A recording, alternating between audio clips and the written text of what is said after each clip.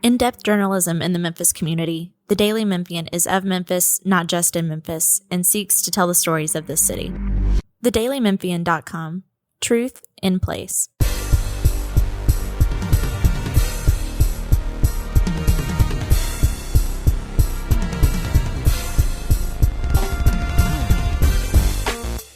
What's up, y'all, and welcome to the Daily Memphian's Tigers podcast. I'm Parth Upadhyaya, the Tigers basketball beat writer here at the Daily Memphian, and I'm joined by John Martin, our Tigers college sports columnist. John, how you doing? I'm good, man. I appreciate you having me. It's been a struggle for me the last couple of weeks. I think life in Memphis in the winter is a lot like AAC play. You know, you're a big favorite, but you're going to hit some patches, you know, with the climate and the weather and stuff going around. And, you know, I kind of got templed a little bit. I got knocked down, you know, last week. But now you're back up. You're here. I'm back up. I'm here. Hopefully I'm not getting everybody sick, but, you know, I can't make any promises. Hope not, because I'm not feeling, got a little gunk myself is what I'm trying to say. We're all making everybody sick. That's perfect. Yeah, we're making it work, just like Memphis is making it work through its AAC slate full of landmines. Tigers obviously dropped a game in Philly against Temple last Thursday by 7 points. That one was kind of ugly. They quickly rebound though, right? They rebound, they go to Charlotte, take care of business in a game that looked to be pretty decisive up until the final 5 minutes.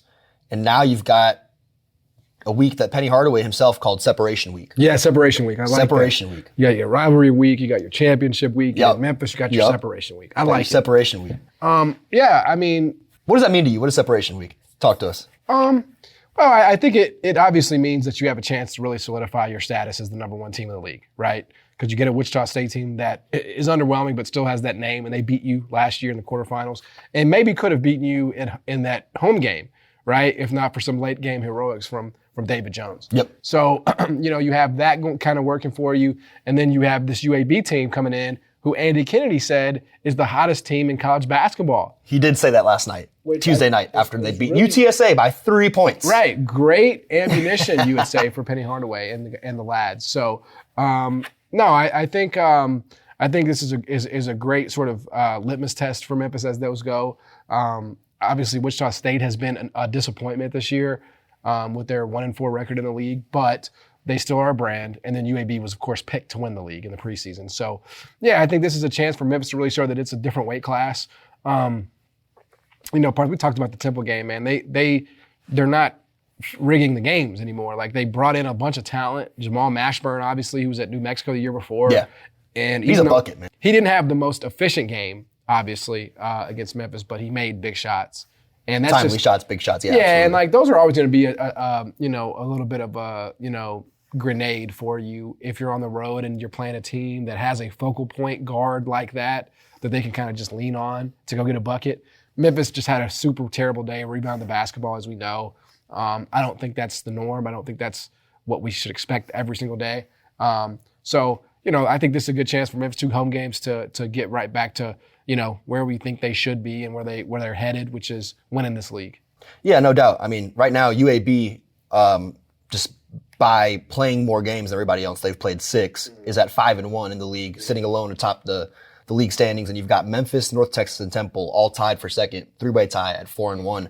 So yeah, if you're Memphis and you take care of business on Thursday, tomorrow, against Wichita State at home, then you've got really a game against UAB for the standalone Undisputed first place spot, you know, as you're approaching that third of the way mark through the conference slate. So that's pretty big. Yeah, and the problem really becomes, if you're Memphis, like, you really can't depend on these teams that are in the middle and the bottom to do your work for you. You know what I'm saying? No, you can't. You can't hope for an East Carolina win against UAB. You can't hope for a UTSA win against UAB. Like you got to kind of handle it yourself. You know what I mean? And I think, you know, they will. I mean, Temple was a road game.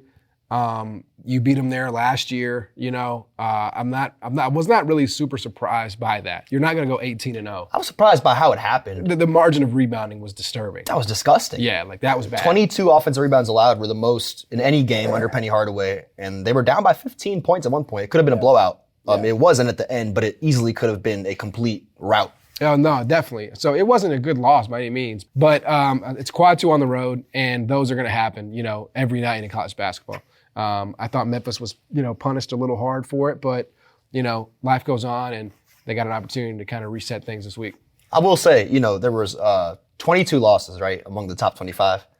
Memphis's loss was the second worst out of the 22. Just want to point that out. In terms of metrics? In terms of metrics. Yeah. Minnesota and Temple were the only non-top Right. 100 teams to beat ranked teams. Right. So there's always this narrative, and it's true. There's a lot of parity in college basketball, but I think it's a little bit overblown. I don't think anybody can just beat anybody, right? Yeah. You hear Memphis fans say that all the time when Tigers slip up and lose to an AAC opponent that's in the hundreds, 200s, whatever. Yeah. And there is some truth to that. Like, there is parity. It's just physically possible. Right, exactly. But it's not supposed to be likely. Correct. That's what I'm trying to say. I haven't really enjoyed going back and forth with Memphis fans about this. Now I wrote the piece after the Charlotte game, which is like, this is great, but understand that it's not enough. Like, understand that you win this game, but you're going to lose some metric points, which they did. They dropped 2 spots in KenPom, and they stayed where they were in the net. But again, KenPom matters as well. Like, all that stuff matters. And it's also, a good gauge of how good you are. There's a reason why there's that stat of, we've always had a national champion that's ranked in the top, whatever it is, 12 KenPom by a certain date. Right. For the last 20 years. I think it's the AP poll, but same difference. Yeah, whatever. Yeah, exactly. It could be the AP. But again, that's a measure of how good you are, and margin of victory is a measure of how good you are. And so, this is not a situation where, one of the comments that I got that kind of just drove me up a wall was like, let's just focus on getting to the tournament as opposed to the dressing that we're going to wear. That was the goal in the summer. Right. But that goal has been shifted, totally. Right? And I would also, and I thought about this today, I should have said this. It's also possible, like, what helps you get in the tournament? Beating the hell out of everybody. Yeah. Winning by 20, winning by 30. Like, you can do both. You can focus on making the tournament and win games by 15, 20, 25 points. They did it against FAU.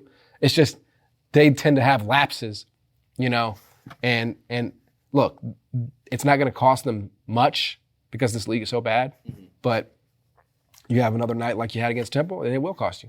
Yeah, and I think we've talked about this before on this podcast as well, but right now, Memphis is still in that upper tier when it comes to their resume, their body of work. They've got the 10, now it's 10 because Virginia has moved into the quad 2 territory, so they've got 10 quad 1 and quad 2 wins combined. I don't have to go through the list, but it's only 4 or 5 teams in the country that have that. Yep. Well, soon enough, that won't be the case because Memphis does not have many at all of those opportunities left from now until Selection Sunday, whereas, the Auburns, the Alabamas, the Oregons, even Oregon, right? Like, they've got those every single night. Dude, quad 2s are like a holiday.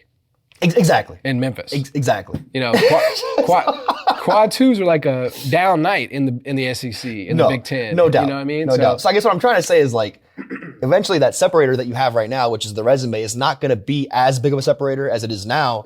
So you've got to take care of business against the bad teams by winning by monster margins rather, to keep the net, KenPom, and other metrics at a respectable place. Yeah, and I wish Memphis fans would understand that and accept that. Like, it's just not the way it was. Like, there used to be the RPI, right? And I don't know what all went into that, but they still have the RPI. It's just not used as heavily, I believe. Right. Yeah. It's not an official tournament. Exactly. But like the thing about the Memphis teams, or like when you think about the best ones, when they would run through 16-0 Conference USA, whatever, dude, they won by 30 every night. Every night. It was just dominant. It was just no drama at all. I think they had one game in single digits in that championship run year. It's amazing. That's it. One game in conference. In conference play, yeah. And there was UAB there. So, they lost, right? At UAB. No, they didn't lose. Okay. They were down. They only lost 2 games the whole year. They lost to Tennessee and they lost to Kansas, obviously, in the title game. That's right. You're right. Yeah, they lost. They were losing, and then CDR had a mirror. He took over. So yeah, I just want Memphis fans to get up to speed with, like, understand. We're not in the mode of just make the tournament. And by the way, like, Memphis's non-conference schedule is, like, the way it kind of worked out. They've already banked the tournament berth in my opinion. I think so too, unless something crazy, and I mean even crazy, worse than last year almost. Right, were to happen. Because that non-conference, the work they've done is holding strong, unlike last year. Right now, you look at KenPom and their non-conference, Memphis is still ranked 5th in the country, and they were 10-3 through that slate. You look at Bar Torvik, I don't have it pulled up right now, but their at-large percentage, I think I looked at it last night, was like 95%. Right. And then Ole Miss keeps, winning for you. Yeah. They got a big one later tonight against Texas A&M at home. Mizzou keeps winning for you. Mizzou, obviously, they took a tough one last night to Texas, but they were underdogs, so that's not going to ding you much, I should say. So, just understand that margin is the math. Winning by 5, 6, 7, 8. I mean, it's better than the alternative, but where you can press, you should. Yeah, and I think this is something I asked Penny after the Charlotte win, because obviously we talked about it. They were up by 22 against the 49ers with 5:09 left, and then you kind of both let your foot off the gas and foul trouble occurs. And I think Charlotte got 11 free throw attempts in the final 4.5 minutes, and that kind of sliced that lead in more than half, got it down to 9. So I asked Penny, with the success that you guys had, that they had through the non-conference, beating the best of the best, UConn and Clemson and Ole Miss, so on and so forth, why is, I guess, that level of engagement and intensity not translating into conference play? Because, if this was a video game, right, you're assuming that if you simulate the season and you've done what you've done for the first 13 games, your hardest part of the season, you're going to be beating these mid to bad teams by 15, 20, 25, 30 points, and it's just not happening. And the way he described it was, and there is some truth to this, I think, is these AAC teams are putting so much, right? So much of their emotional energy, so much of their mental energy, and their mental and emotional bandwidth into these performances or into these games against Memphis. Whereas for UConn or for Mizzou or for Clemson, there's probably 5, 6, 7 other teams like a Memphis on their schedule. And there's some truth to that, but I think, and it's not easy. It's not easy at all, but as a coach and as a staff, you got to figure out what buttons to press on your guys to overcome that. Yeah, I mean, that's the job.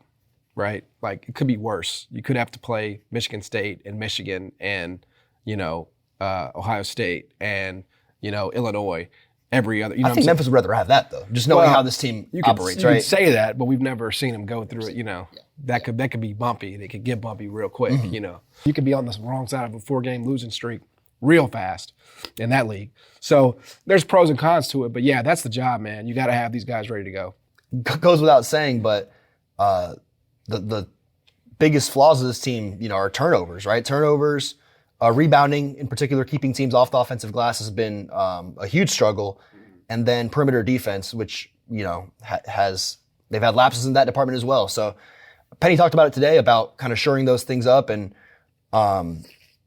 getting his guys to, I guess, have the same focus and intensity on a night-to-night basis. It's not easy, but it's something that I think they must do to avoid slipping back into maybe not quite the 8-9 range, just because the work they've done in the non-conference is so solid and is standing strong still.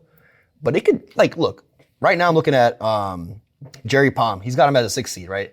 If Tigers lose one more game, then you're kind of stepping, right? Full steps closer to that 8-9 spot. Yeah. And that's the place you just don't want to be if you're trying to make a run. No, I mean, because you end up in the same place every year, having to beat a 1-seed or a 2-seed. And that'd be a damn shame, right? After beating all these teams and building all this hype and excitement and getting everybody's hopes to the roof, to be back in that 8-9 spot again. Even if you win a game, and look, we would talk ourselves into it because we would say, oh, they beat UConn, they beat Michigan State, they beat all these teams. Your probability is low of advancing, right? When you play a top 2 seed. They'd be a popular pick to upset the one, right? If they were in an 8-9, they'd be the popular pick. The odds are that they lose the game. Correct. And so, that's what you have to avoid. You have to avoid that sort of tango of barely get in, 8-9, coin flip, then you have to play a 1 seed.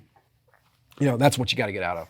Looking at it now, what do you think the Tigers need to do to avoid? Is it just as simple as not losing? Because it looks like they are getting slightly dinged, even with the close wins, right? They're down to a 6 in CBS Sports' bracketology. I've seen them as a 6 and several others. I think ESPN's got them as a 5. What is it going to take to, I don't even know if it's possible to get to a 4 at this point, but to get as close to a 4 as possible? I mean, if they ran the table, I think they'd be in the mix for a 4. But hammer teams as well, right? Ran the table while hammering teams. But I mean, if they didn't lose another game, they'd finish what? 27-4. Yes. But I mean, that would be. I can't imagine a world where they're not a 4 seed. Yeah, you do that, and then you win the tournament, the AAC tournament in Fort Worth. Yeah. Yeah. So obviously, Memphis is battling through some things this week. I'm battling through some things this week on the podcast. No doubt. That's the theme, man. That's the theme. But you gotta battle, and you gotta get to the other side. Have you? What do you know about this Wichita State team? Like, what do you think? Nothing much other than the fact that they are underperforming. I mean, 1-4 in league play. I mean, it's not looking great. I haven't watched a ton of them, but I don't get the sense that there's much scary about them. No, there's not, except for they rebound the hell out of the basketball. I think they're top 60 in rebounding, and they got two guys who are individually top 100 in offensive rebounding. That's the big man Ballard's 6'11" big man, and then I'm blanking on dude's name. Freeman, 6'5", plays forward for them. Yep. So they've got guys who crash the glass and kind of play that physical style of basketball that's bothered Memphis in the past. But then the real test, I think, is going to be that UAB game on Sunday, which for much of this season, I think Tiger fans and media also kind of looked past because UAB was playing so poorly. Well, now, they're surging, right? Like the Blazers are 5-1 in league play and are on a 5-game winning streak. Andy Kennedy called his team the hottest in the country, obviously, like we said, even though they only beat UTSA by 3 and had to come back, but that's not the point. That's going to be a tough one. Yeah, they lost the only good team they played, right? North Texas. So I'm not really by 3 on the road though. Yeah, I'm not super convinced by them. I think it's a really easy one for Memphis to get up for. The matchup's tough though. I mean they got one player, who they'll have to key in on. But outside of that, I feel like Memphis wins the matchups. And if they can, I don't even mind doubling them. If you have to double them, that's fine with me too. But I would make somebody else beat me if I'm Memphis. No doubt. Other than Lindenborg. So he's so good, man. He's really good. He's really good. Sensational. But at home, Memphis will be a substantive favorite, and I think they get the job done. Looks like that's all the time we have for today. Before we let y'all go, please don't forget to subscribe to our show on your favorite podcast platform. That's Apple Podcasts, Spotify, wherever else you get your podcasts. You can also listen to these episodes and read all of our Tigers sports coverage at dailymemphian.com. Thanks for joining us, John, and we will catch y'all next time.